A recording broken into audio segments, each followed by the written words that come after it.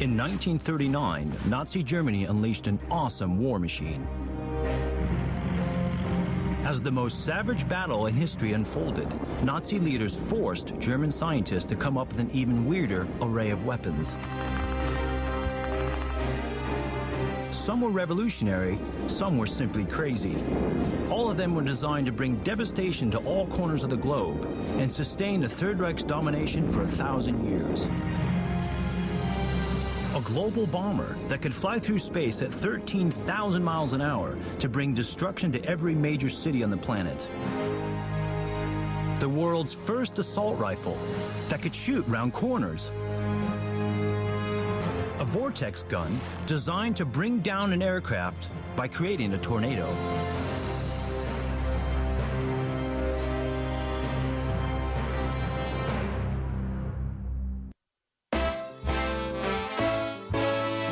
In the 1920s and 30s, rockets and the idea of space travel was all the rage in Germany.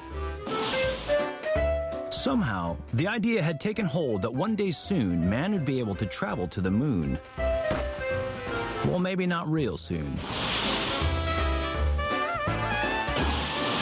Germany underwent a rocket craze in the 1920s, but behind the scenes, there was very serious work going on in an academic and engineering sense by people who really thought that we had a future based around rocket flight. These pioneering scientists planned to develop all manner of rockets, planes, and spaceships. Their vision included space travel to the moon, to Mars, and beyond. Space stations from which they could control Earth's climate, and rocket planes that could carry passengers around the Earth in around a couple of hours. Their sole purpose was the exploration of space. They were not expecting to see their revolutionary ideas used as weapons of war. But the Nazis saw other possibilities.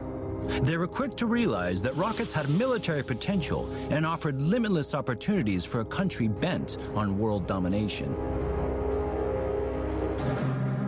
German army generals like Walter Dornberger kept a close eye on the work of the amateur rocketeers.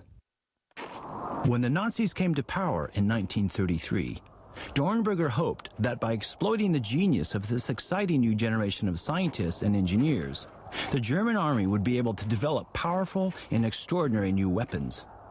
He cherry-picked some of the best brains. Top of the list was Wernher von Braun.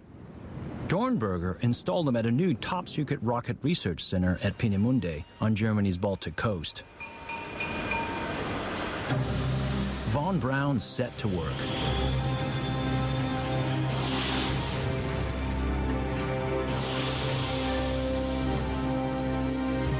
With limitless funds, von Braun built rocket after rocket, not to travel to the moon, but to develop the world's first intercontinental ballistic missile.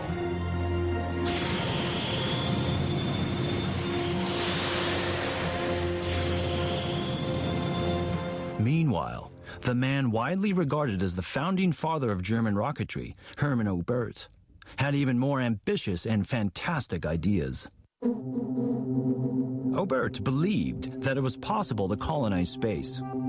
He proposed an orbiting space station. He also planned to fire a giant mirror into space to reflect great beams of sunlight onto dark parts of the Earth. Originally, these were ideas of peace, but now he offered them as weapons to aid the Nazi war effort. He had almost like a dual personality, and one side of that, in addition to be a pacifist, he was a warrior. He also said my space mirror could also be used for military purposes. I could burn up ships at sea. I could focus my space mirror on troop concentrations and destroy them. I could focus in on cities and burn large holes in places like London or New York City. But Oberth's ideas were far in advance of their time. Although he worked for the Nazis at Peenemünde, his space wheel and mirror were seen as wonder weapons for the future, when the Nazis had won the war on Earth.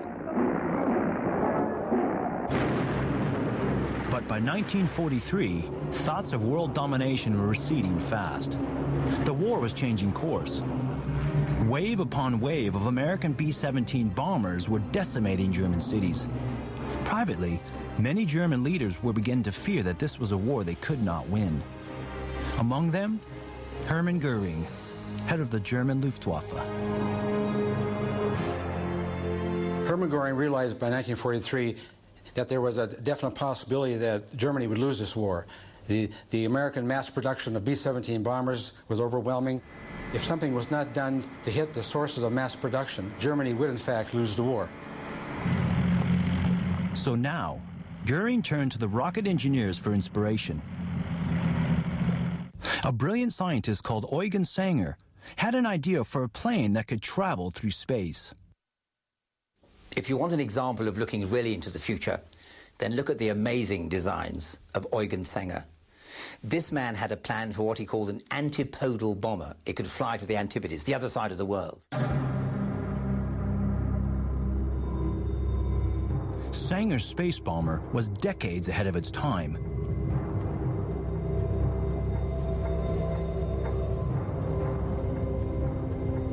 At takeoff, the plane was to be propelled along a monorail by a sled fired by V-2 rockets. After 1.7 miles, the plane would be traveling at over 1,000 miles an hour.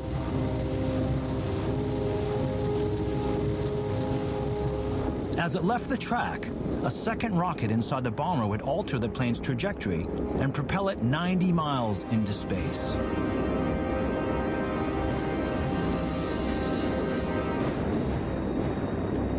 The point about Eugen Sanger's design was that you'd in essence put the plane into an orbit. So you burn a lot of fuel to get it up there, but once it was on the fringe of space, it could then act more or less as a glider. It could then come back and intersect with the upper layers of the atmosphere and then use them like a pebble skipping on a lake. A pilot would fly the plane along the edge of the Earth's atmosphere. Traveling at 13,500 miles an hour, it would circuit the Earth in 2 hours. It could drop its lethal payload on any city in the world. Although the Germans had no nuclear bomb capability, they planned to use a bomb that would spread radioactive particles into the atmosphere. The bomb carried by the Sanger bomber would have been a 5,000-pound high-explosive bomb wrapped with blankets of radioactive silica. The device would be dropped at about 2,000 feet, 3,000 feet above the city. It would explode.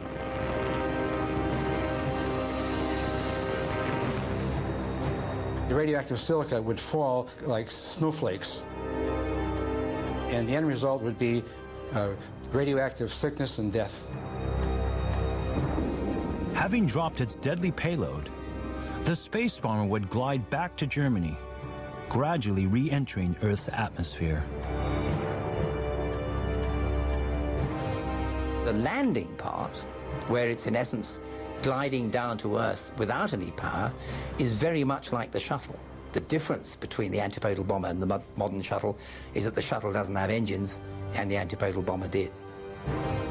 This was clearly a revolutionary weapon, which really could change the course of the war.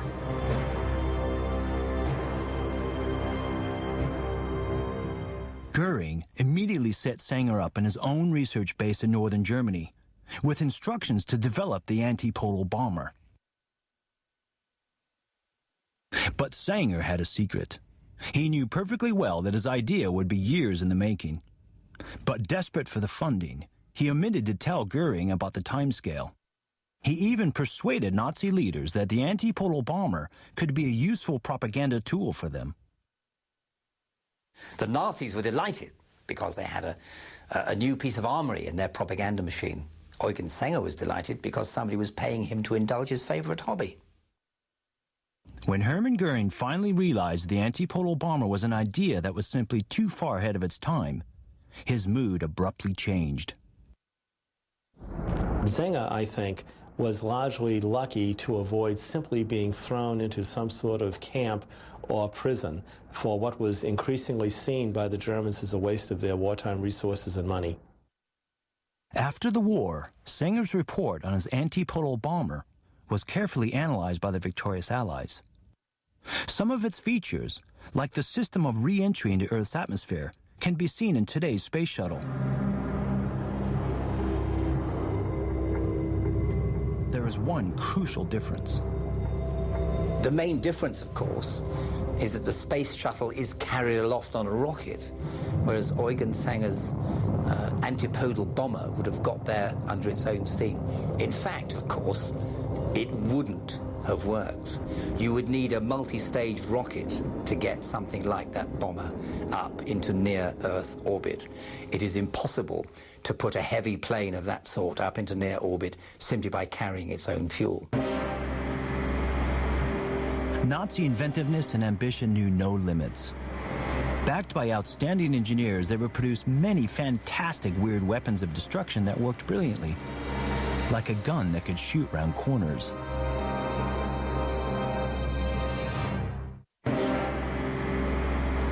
Throughout history, German technology consistently produced guns of superb quality. Not only were they bigger and better than anyone else's, they were more simply engineered and more efficiently produced. One of the best was the MP-44, the world's first assault rifle. The thing that makes this weapon really unique in 1944 is the fact that it's both semi-automatic and fully automatic. And by semi-automatic, I mean every time you pull the trigger back one pressure, it fires one round. But you can put this thing into full automatic fire, and when you do that thing, when you pull back the trigger, it will continue to fire until the magazine is empty.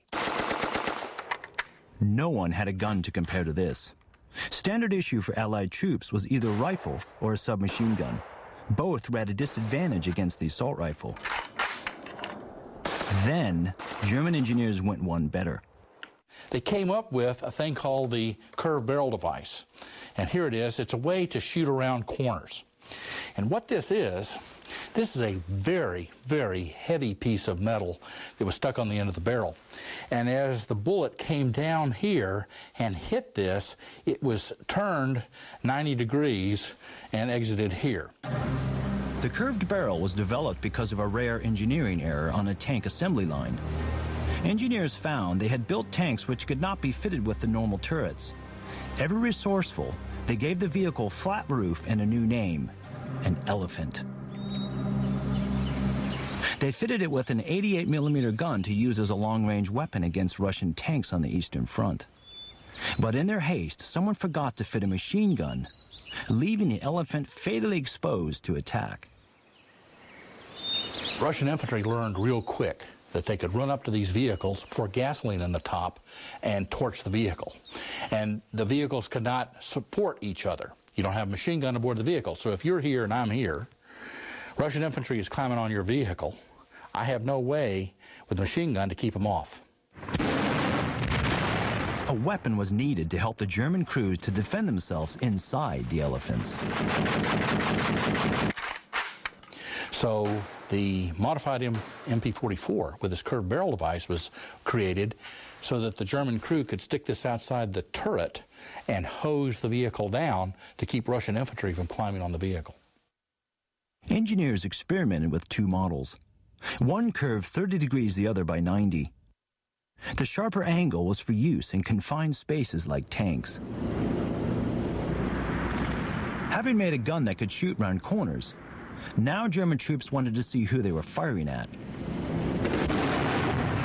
You'll notice that it has an area here that's sort of cut away and it's rough. And what the Germans installed there was a mirror so that they had the sight back here and they could look around the corner to see what they were shooting at. There was one more small problem. The curved barrel tended to distort and shatter bullets as they were fired. But even that turned out to be an advantage for soldiers fighting at close quarters. As the bullet's traveling around the barrel, the bullet is going to heat up tremendously and basically is going to fly apart. So what you're going to get is a shotgun effect coming out of the muzzle of the weapon. But remember, you're fighting at very, very close ranges, so that doesn't really matter. With or without the curved barrel, the MP-44 seemed to have everything. Yet strangely, there was one man in Germany who didn't like it: Adolf Hitler. When he was first shown this thing, he hated it because it was made out of stampings, and it looked ugly to him. So he said, don't produce it. Well, the German army did it anyway. They defied him, which was not a good thing to do if you were a German general. Well, they got away with it because this was such a good weapon. German engineers set the highest standards of innovative gun design.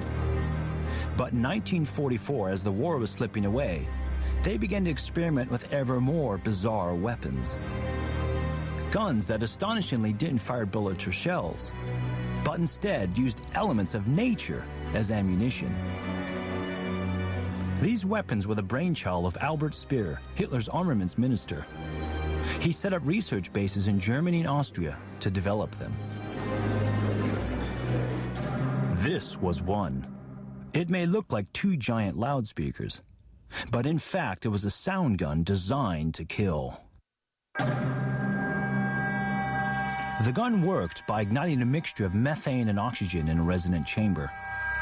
This created a chain of explosions up to 1,500 a second, which sent out a powerful and focused beam of sound, which was amplified by parabolic reflectors.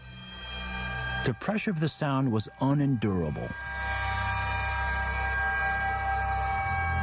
It was the same as being plunged 30 feet beneath the sea in terms of pressure, and yet that pressure being reversed hundreds of times every second. It was a vibrating sound which could penetrate the human body, and the idea was you could disrupt the brain, disrupt your heart. German records estimated that the sound gun would take half a minute to kill a man standing within 100 yards. And seriously injure anyone within 300 yards.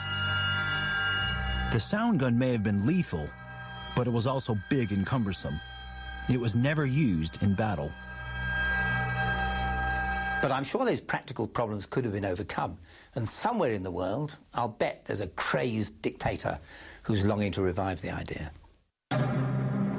As well as using sound as a weapon, Nazi engineers conducted tests with guns that fired air. And the idea was that inside it you'd fuel it with hydrogen and oxygen, which would cause a tremendous explosion, and out would come a plug of air, an invisible plug of compressed air that could bring down an aircraft flying above.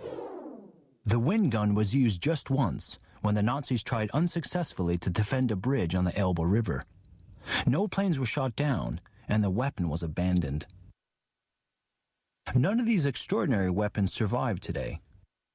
But in California, an entertainment group have painstakingly recreated some weird Nazi guns from World War II for their mechanization display. The idea is to give audiences a feel for what it was like in war.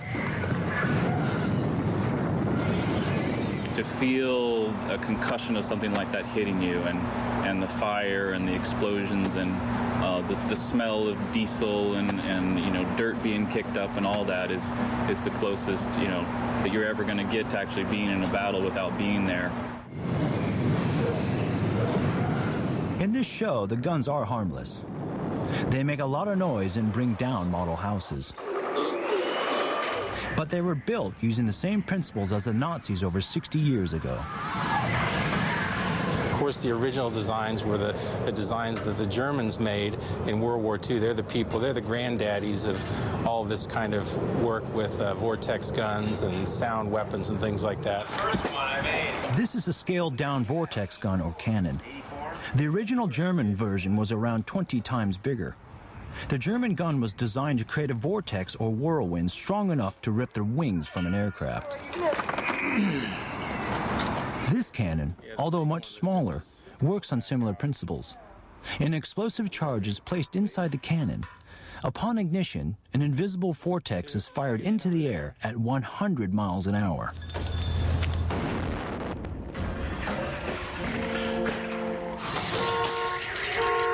Well, this one is harmless enough. It makes a lot of noise and can shatter a pane of glass. it did? But the Germans not only had a much bigger gun, they added a special ingredient, powdered coal dust, which, when mixed with the exploding vortex, made it far more powerful. It was known for centuries that powders in air will explode. Flour in a flour mill can suddenly explode. Coal dust, coal powder in a mine can suddenly explode. And it was an Austrian invention during the war to try and harness this process to create a vortex gun. The reaction of the coal dust with air made the vortex bigger and bigger until it became the size of a small whirlwind. The dust would continue burning, fueling the spiral as it goes, and, in theory at least, setting off an enormous, great whirlwind that was enough to bring down a plane. Like the sound gun and the wind gun, the vortex gun never quite made it on the battlefield. The idea was truly extraordinary, but could it have worked? Could it have ever brought down a plane?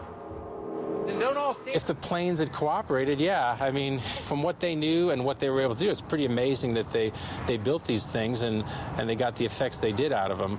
But I think from a practical standpoint, it would have been a lucky shot, the proverbial lucky shot. But other ideas for weird weapons were far more successful. Early in the war, the Nazis were harnessing nature in a quite different way, developing tanks that could travel under the sea and giant machines to fly the men and machinery they needed to invade England.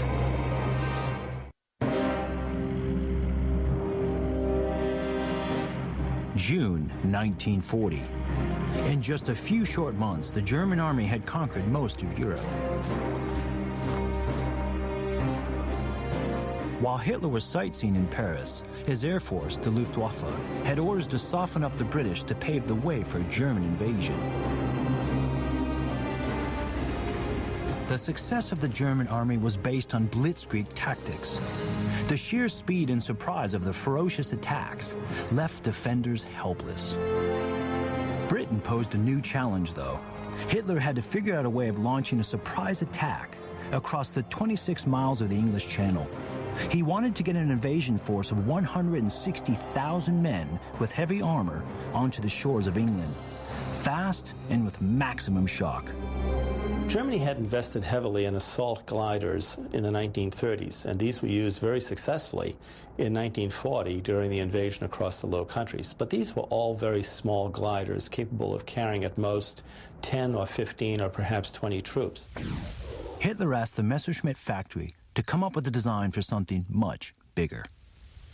Amazingly, within 14 days, they produced drawings for the largest glider in history. It would carry nearly 10 times more than any other German glider. Hitler wanted it immediately. He planned to invade England in weeks. Messerschmitt knew they had to build it fast. Construction began on June 11, 1940. Prisoners of war were ordered to help. Local factories were enlisted to provide materials. The aircraft was called a Gigant, and it was an astonishing size. The wingspan was 180 feet, and its fuselage would be nearly 100 feet in length. To keep the airframe light, technicians developed a unique formula of wood and steel. The main structure comprised hollow steel tubing, fortified by ribs, 22 on each wing.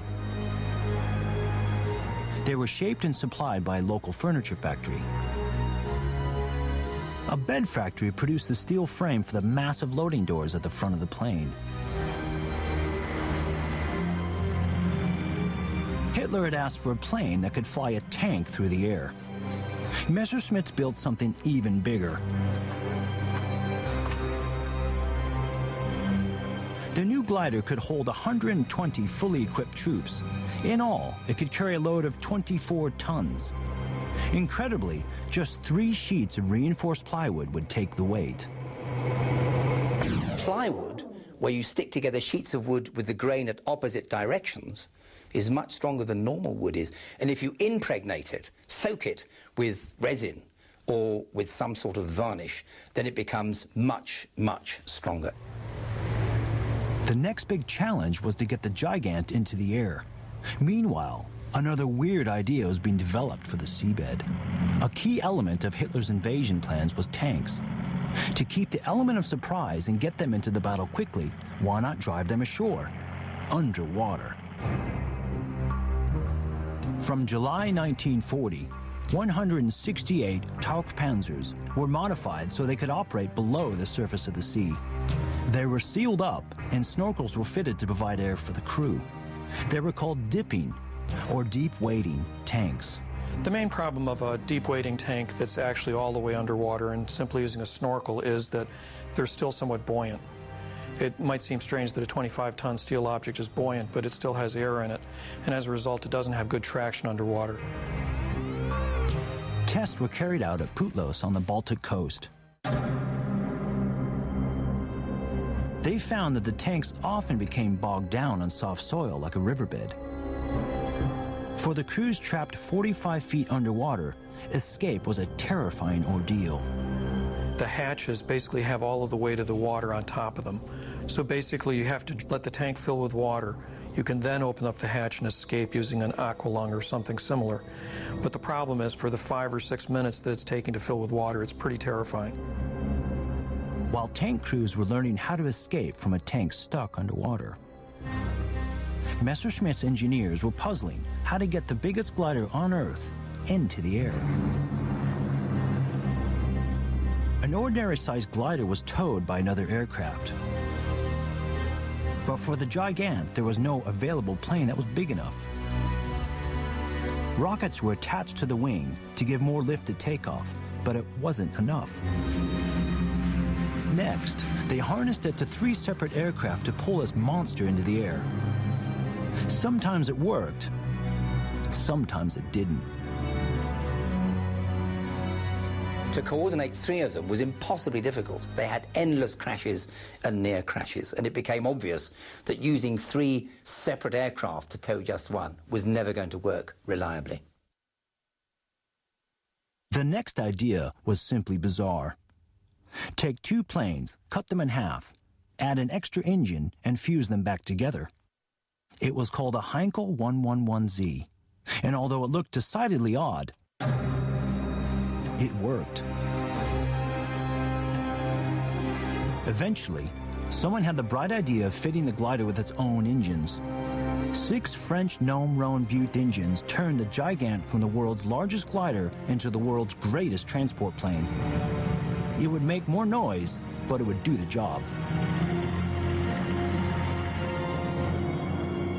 The underwater tanks and giant gliders were strange ideas, but both were available to spearhead the invasion of Britain.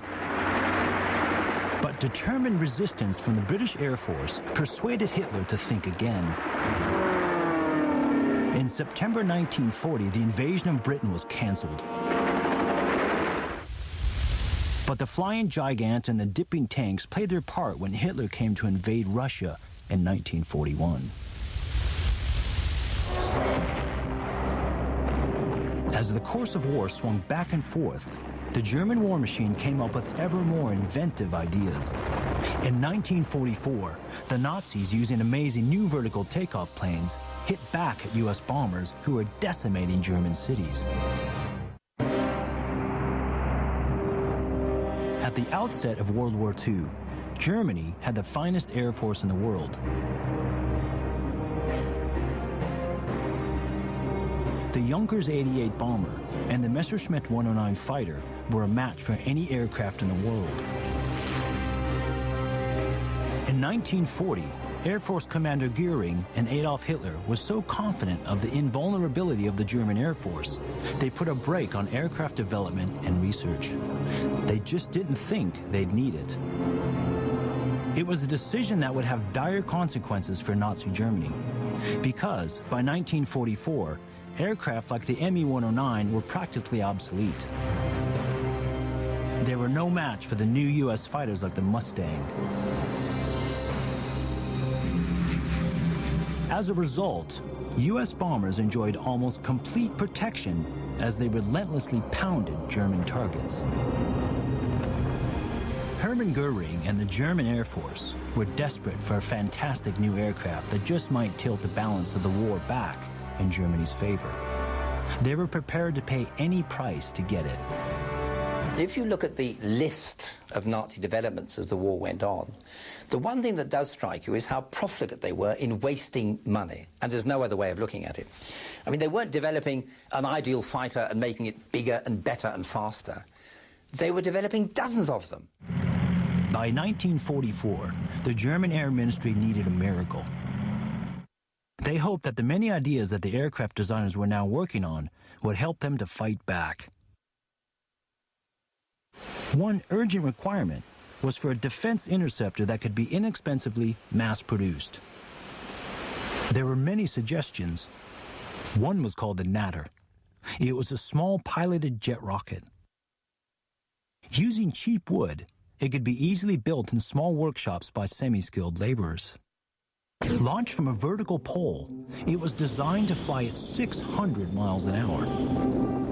This was a small, one-manned rocket that took off vertically at high speed, roared up into the upper regions of the atmosphere, and then the engine cut out.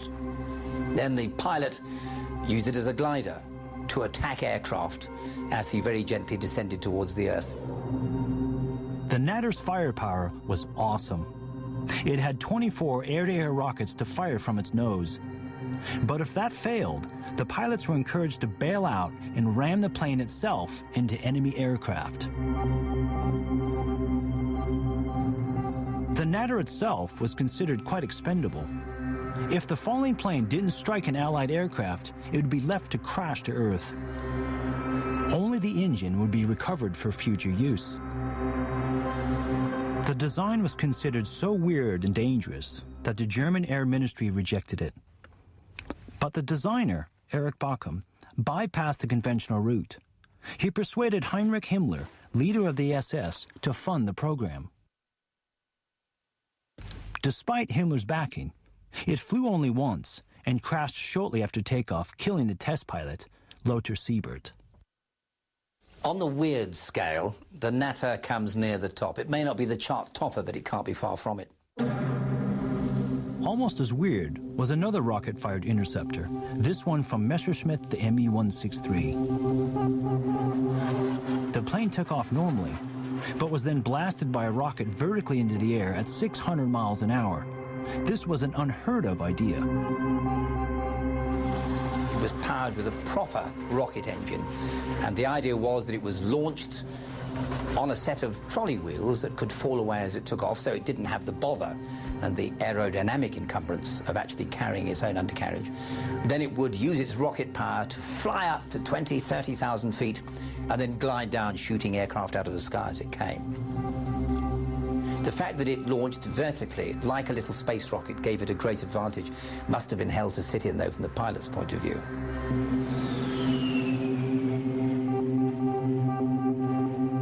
When the plane returned to Earth, it landed on a sled. Like the Natter, the 163 was incredibly dangerous to fly. Takeoff and landings were particularly hazardous. The rocket fuel is highly volatile and combustible. A tiny error by the pilot could cause an explosion. Of the pilots who died in the 163, just 5% were killed in combat. The rest lost their lives just trying to make it work. But where on the scale of weird does the Messerschmitt 163 rate? Well, not half as high up the scale as the Natter did. It was a success. It did work, but it was pretty crazy nonetheless. In spite of the human losses, the 163 could have been a success. But it didn't stem the relentless stream of U.S. bombers. And soon, Goering faced another problem. Allied bombers were so successful at targeting airfields that Germany was running out of runways.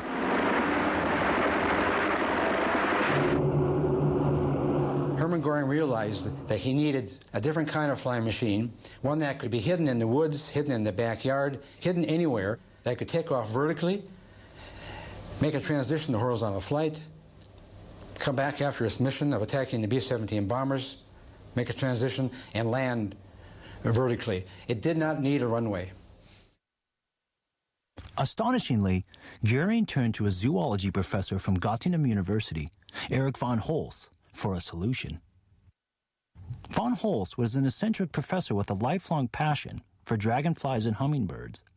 He was fascinated with the way they flew, particularly how they took off vertically and flew horizontally. He believed it might be possible to apply these principles of nature to a man-made flying machine. Using paper and rubber bands, he designed and built models that replicated the flight characteristics of the dragonfly. His paper, Die Triebflügel, the powered wing, proposed a vertical takeoff plane. Such a design was long sought after in the aviation world, and Focke-Wulf, the aircraft engineering company, and many others, thought it might work. To Hermann Göring in 1944, it looked like a perfect solution. The Triebflügel would have stood 30 foot high. Its fuselage would be surrounded by 3 30-foot-long rotors. At each tip would be a 2-foot ramjet engine. When ignited, the ramjets would lift the machine off the ground. Once airborne, it would turn gradually until it was in a high-speed horizontal flight. The Triebflügel would then be in position to attack.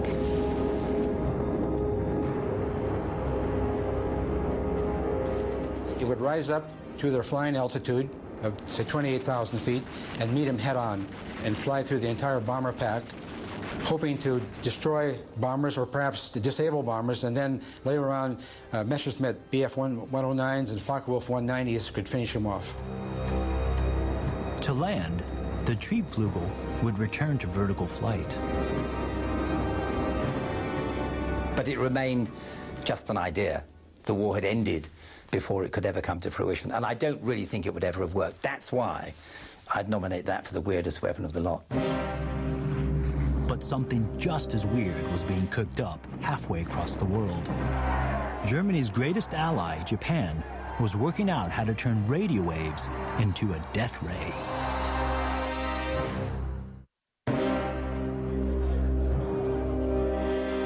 In the 1930s, scientists in every major country in the world were looking to see if radio waves could be used as a weapon. One popular idea was to turn radio waves into a death ray. It was already a staple ingredient of science fiction films. The Japanese in particular were keen to develop the weapon. Well, it's interesting the Japanese pursued this technology. It was a weapon that was considered science fiction for the time, and only the Japanese really took it seriously enough to have dedicated programs for development of a death ray. But after extensive research, scientists in Japan put the idea on hold. They realized the technology was not yet sufficiently advanced. The bottom line was the power source. They simply could not generate microwaves in sufficient strength at that time for a feasible weapon. While the Japanese had been getting nowhere with death rays, British and U.S. scientists had made a vitally important breakthrough using radio waves: radar. The advantages of radar were obvious. A system that could give advance warning of attacking aircraft on their way would be an invaluable defense. Obvious though it was, not everyone saw the benefits right away. Japanese military leaders, still hankering after some kind of death ray, were more interested in a lethal weapon than radar.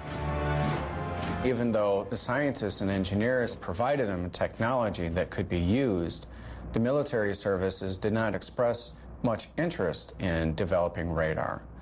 The Navy, for example, saw radar largely useful as a navigational aid. When Japan first entered the war in 1941, their forces swept through the Pacific, easily overcoming Allied resistance. They had, they thought, all the weapons they needed. Then, in June 1942, the Japanese suffered their first major setback. When American and Japanese ships went head-to-head in one of the great sea battles of World War II. Against overwhelming odds, the American Navy won a great victory in what came to be known as the Battle of Midway. The Japanese were stunned from the results of Midway. Many of their prime ships lay at the bottom of the North Pacific, but psychologically, the Japanese Navy had suffered its first major defeat. Desperate, with defeat looming, the Japanese High Command appealed to its scientists and engineers for ideas for new weapons.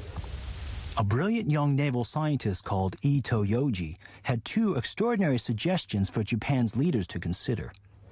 Either build an atomic bomb or reinvestigate the idea of a death ray. After months and months of research on the atomic bomb, they found it simply wasn't feasible to build a nuclear weapon. So they went with the death ray. Ironically, the success of radar in Britain had led to a technological breakthrough which might now help the Japanese in their pursuit of a death ray. At the outbreak of war, Britain had a coastal radar system called Chain Home. It worked well, but because it used long radio waves, it required radio masts 400 feet high to send and receive the signal. In 1940, two British scientists from the University of Birmingham, Henry Boot and John Randall, invented a device called a cavity magnetron. It could produce much more power in much shorter wavelengths. They were called microwaves. Microwaves are a matter of a fraction of an inch in wavelength and convey a lot of heat energy into a small space. That's why it is that we all have microwave ovens in our homes. Microwave technology meant that smaller radar transmitters could now be carried on ships and planes. It also had a practical application for Japan's killer ray gun. The reason that the invention of the magnetron seemed to bring the death ray closer is that microwaves carry more energy than conventional radio waves do. You can be bombarded with radio waves all day from a certain distance. It's not going to kill you, but you can't be bombarded with microwaves for very long without it damaging. Using microwave technology, the Japanese Army built extraordinary death ray prototypes at a new laboratory in Shimada, 100 miles west of Tokyo. They looked much like a modern-day satellite dish. They would send out a strong, highly focused beam of microwaves, which would be fired at a target.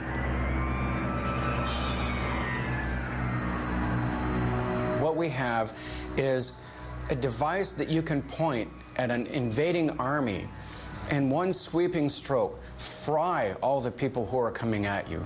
Skin melting, eyes melting, people dropping dead.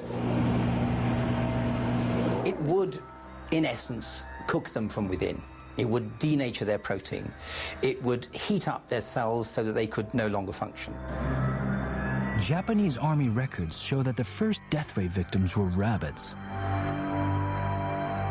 As the death rays got more powerful, Japanese records state that they used monkeys as targets.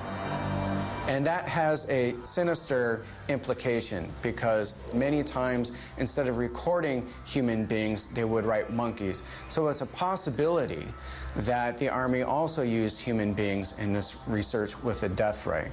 We don't know that for sure, but there's a very high probability that they did.